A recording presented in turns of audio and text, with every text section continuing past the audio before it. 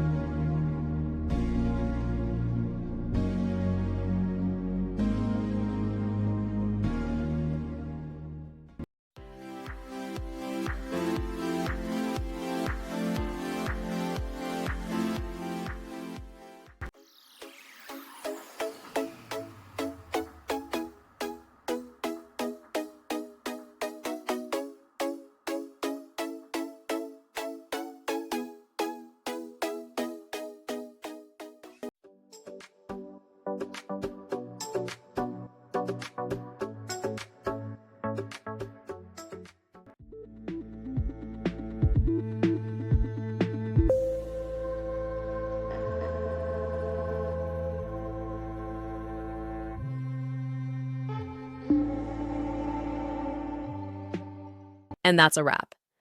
I hope you found the answer you were looking for. If you did, take a second to hit that subscribe button. It really helps out. And let me know in the comments which solution worked best for you.